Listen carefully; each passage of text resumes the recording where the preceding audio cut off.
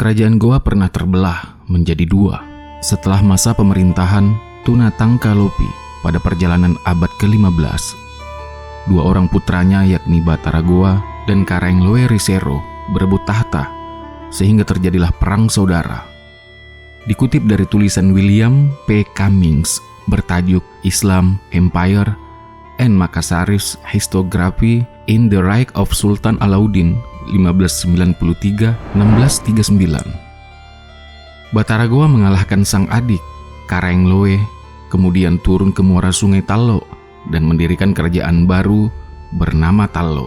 Adapun versi lainnya menyebutkan bahwa Tunatangkalopi memang membagi wilayah kerajaan Goa menjadi dua untuk diberikan kepada kedua anaknya, Karaenggoa dan Karaengloe Risero. Jadilah ada dua kerajaan, yakni kerajaan Goa dan kerajaan Tallo. Bagaimana masa pemerintahan setelah Tunatangkalopi? Tapi sebelumnya, jangan lupa untuk like, subscribe, dan share channel ini. Juga aktifkan notifikasinya agar teman-teman bisa mendapatkan info mengenai video lainnya. Setelah kakak beradik ini menjadi raja di kerajaan mereka masing-masing, pertikaian kedua kerajaan ini pun tak bisa dihindari. Dikisahkan, suatu hari, ketika pasukan perang kerajaan Goa ingin menaklukkan Malewang, ternyata pasukan kerajaan Tallo juga sedang melakukan perjalanan menuju Malewang. Kedua pasukan itu bertemu di daerah Pak Bundukang, sebuah padang luas yang berbatu. Dahulu kala, di daerah berbukit ini memang sering dijadikan sebagai tempat berperang.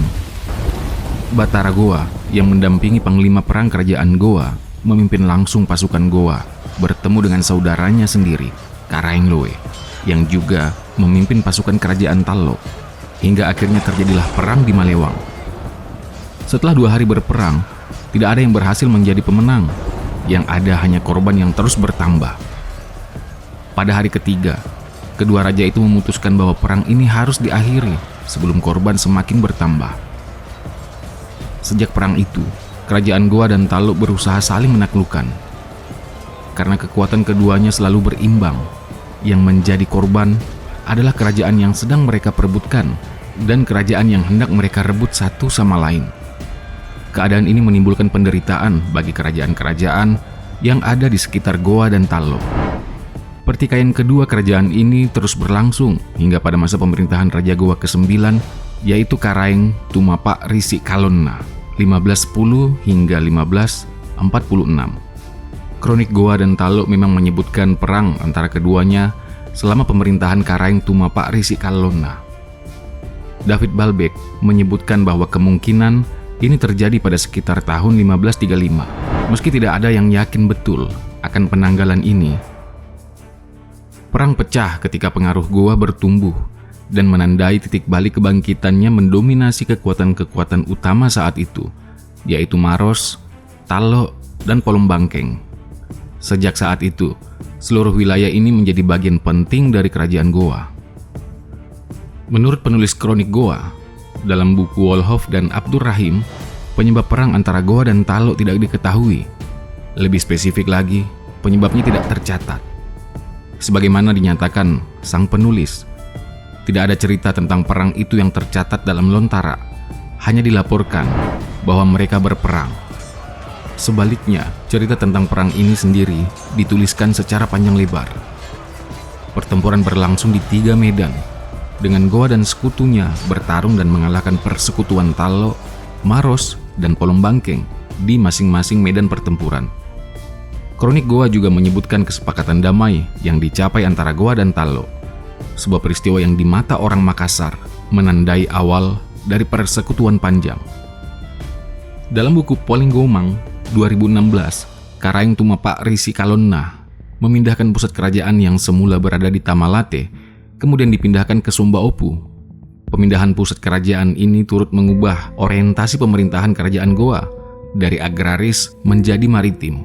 Semenjak perubahan orientasi tersebut, kerajaan Goa kemudian menjadi kerajaan yang ekspansionis. Setelah menjadi kerajaan yang kuat, Raja Goa ke-9 ini pun berhasil menaklukkan pemerintahan Raja Tallo yang ketiga, yaitu Karaeng Tunipasuru. Sejak itu, terbentuklah koalisi antara kerajaan Goa dan Tallo, ditandai dengan sumpah keramat yang diucapkan di baruga kerajaan. Isi sumpah ini singkat tetapi penuh makna, yakni siapa-siapa yang mengadu domba kerajaan Goa dan kerajaan Tallo, maka ia akan dikutuk oleh Dewata. Sejak saat itulah, maka hubungan kekeluargaan dan kerjasama antara kerajaan Goa dan kerajaan Tallo makin erat. Kerajaan Tallo selalu terlibat dan mendukung ekspansi kerajaan Goa di Sulawesi Selatan dan sekitarnya. Begitu eratnya hubungan kedua kerajaan ini sebagai kerajaan kembar, hingga lahirlah semboyan di kalangan rakyat Goa dan Tallo dalam peribahasa Rua Karaeng Seereata, atau dua raja namun hanya satu rakyat. Selama pemerintahan Karaeng Tumapak Risi Kalonna, kerajaan Goa Tallo mengalami kejayaan dan kemakmuran. Di dalam Patureo Loang disebutkan bahwa di bawah pemerintahan Karaeng Tumapak Risi Kalonna, hasil panen dan nelayan melimpah. Saking makmurnya, masa pemerintahan Raja Goa yang ke-9 ini tidak ada pencuri di dalam kerajaan Goa. Karaeng Tumapak Risi Kalonna pula yang membuat benteng di sekeliling ibu kota kerajaan Goa. Selain itu, di masa kepemimpinan Karaeng Tumapak Risi Kalonna, tersebutlah nama Daeng Pamate selaku Tumai Lalang yang juga merangkap sebagai Sah Bandar. Beliau telah berhasil menciptakan aksara Makassar yang terdiri dari 18 huruf yang disebut Lontara Toriolo. Setelah memerintah kurang lebih 36 tahun lamanya, maka Karaeng Tumapak Risi Kalonna pun wafat. Baginda wafat karena menderita penyakit leher. Oleh karena itu, maka Baginda diberi gelar Tumapak Risi Kalonna, artinya orang atau raja yang sakit lehernya. Karaeng Tumapak Risi Kalonna mewariskan tahta kerajaan Goa kepada anak laki-lakinya yang sulung, yang bernama I Mario Gau Daeng Bonto Karaeng Lakiung Tuni Palangga Ulaweng atau Karaeng Tuni Palangga. Pada waktu naik tahta kerajaan Goa, Karaeng Tuni Palangga sudah berusia 36 tahun. Beliau mewarisi sifat ayahnya sebagai penyusun siasat perang yang cerdas, seorang pekerja keras, dan sangat berani. Beliau juga dikenal sebagai seorang yang pandai berdiplomasi. Selain itu, beliau juga memiliki kekayaan yang melimpah sehingga diberi nama Tuni Palangga Ulaweng, yang artinya singgasana raja yang berlapis emas. Dibantu mangkubuminya, Imapa Takakatana Daeng Padulu Kareng Patingaloang. Gelar anumertanya yaitu Tumenanga Rima Kuayang. Maka Karaeng Tuni Palangga Ulaweng pun melanjutkan pemerintahan ayahnya, yaitu dengan menyempurnakan struktur benteng Somba Opu dari yang sebelumnya hanya tumpukan tanah liat menjadi dinding batu bata merah setengah matang. Selain itu, dia juga memperluas wilayah kekuasaan serta memperbesar pengaruh kerajaan Goa.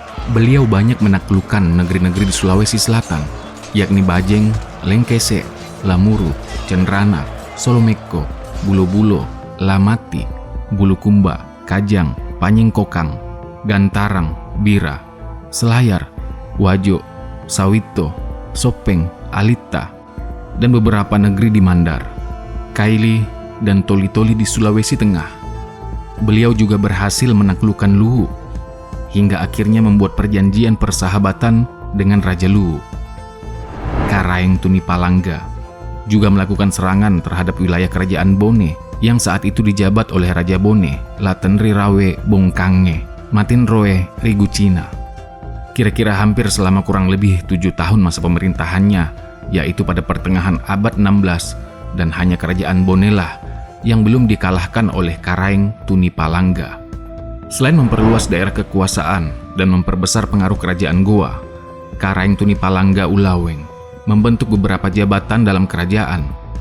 Dari kabinet yang dibentuknya itu, telah berhasil membuat beberapa produk seperti industri logam yang berhasil membuat senjata atau meriam berikut pelurunya, juga batu bata yang nantinya akan digunakan untuk merenovasi benteng Somba Opu dengan batu bata yang sebelumnya telah dibangun oleh ayahnya dari gundukan tanah.